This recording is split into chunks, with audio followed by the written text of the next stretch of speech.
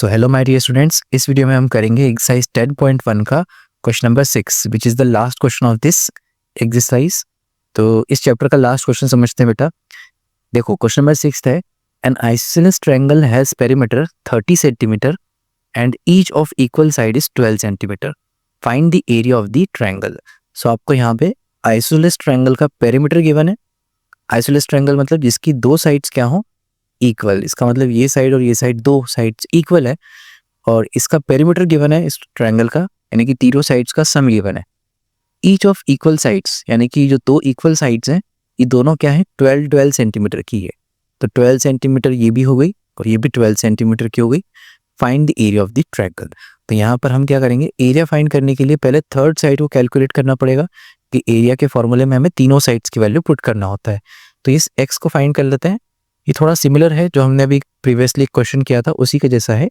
सो ये क्वेश्चन बिल्कुल fourth question जैसा ही है, बस यहाँ पर आइसोसेलेस ट्रायंगल है। तो चलिए कैसे करेंगे समझते हैं। तो सबसे पहले यहाँ पर हम लिख लेते हैं क्या क्या हमें गिवन है। तो फर्स्ट टू साइड्स हमें गिवन है तो हम उनको मान लेते हैं। ए गिवन है हमें 12 सेंटीमीटर एंड बी भी गिवन है 12 सेंटीमीटर। सी हमें फाइंड करना है तो उसको हम x सेंटीमीटर कंसिडर कर लेते हैं। और यहाँ पर जो हमारे पास पेरीमीटर है वो गिवन है। So perimeter is 30 centimetre. तो इसका यूज करके हम निकाल सकते हैं semi perimeter which is perimeters half. तो पेरीमीटर का हाफ कर दिया हमने 30/2 विच इज 15 सेंटीमीटर। तो हमेशा पेरीमीटर जब भी आपको दिया हो सबसे पहले आप सेमी पेरीमीटर निकाल सकते हो। हमने कुछ क्वेश्चंस में सेमी पेरीमीटर को लास्ट में फाइंड किया है, बट आप पहले भी फाइंड कर सकते हो। तो इससे आपका एक काम तो पहले ही हो जाएगा। अब इसके बाद आपको यहाँ पर थर्ड साइड कैलकुलेट करनी है तो हम यहाँ पर फिर से पेरीमीटर का ही यूज करेंगे। तो आप यहाँ समझो, पेरीमीटर को हम क्या लिख सकते हैं, a प्लस बी प्लस सी, तीनों साइड्स का सम ही तो होता है पेरीमीटर। और यहाँ पर a आपको गिवन है 12, b भी 12 है और c आपने x लेट किया है।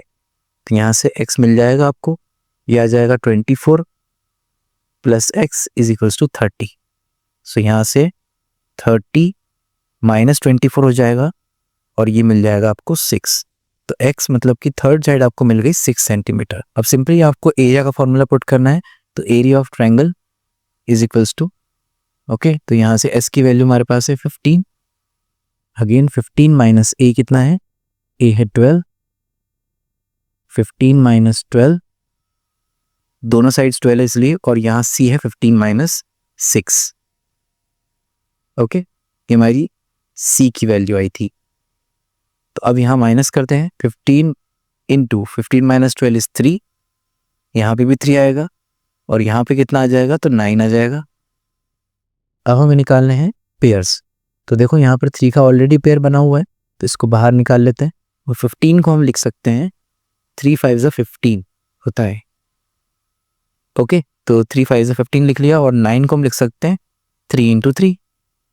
अब यहाँ पे देखो 3 का एक पेयर बन गया तो 3 के पास एक और 3 बाहर आ जाएगा और ये जो 3 है इसका पेयर नहीं बना है और 5 का भी नहीं बना है, तो इन दोनों का आपस में मल्टीप्लाई हो जाएगा। तो यहाँ से आगे आपका ये 9 और इसका मल्टीप्लाई आ गया 15 centimetre square. So this is the area of the triangle. I hope आपको क्वेश्चन नंबर 6 समझ आ गया और इस चैप्टर के सारे क्वेश्चंस को आप अच्छे से समझ चुके होंगे। अगर आप इस चैनल पे नए हैं और आपने अभी हमारी वीडियोस को देखना बस शुरू किया है तो आप ज़रूर से इस चैनल को सब्सक्राइब कर दो ताकि आपको ऐसी वीडियोस मिलती रहें जिसमें आपको मैं बहुत ही आसान वे में और एकदम कैजुअल वे में समझाने की कोशिश करूँगा, जिससे कि आपको बिल्कुल भी डर नहीं लगेगा कि क्वेश्चन एक्चुअल में सॉल्व कैसे होगा। तो आपको बस 2-3 बार प्रैक्टिस करने की कोशिश करनी है। वीडियो को रिपीट करके आप देख सकते हो, डबल देख सकते हो, जिससे कि आपको कॉन्फिडेंस मिलेगा। और कोई भी प्रॉब्लम हो, कोई भी टेंशन हो, कोई भी चीज़ समझ में ना आए तो कमेंट्स में आप टाइप कर सकते हो, वहाँ मैं आपको पूरा अच्छे से समझाने की कोशिश करूँगा।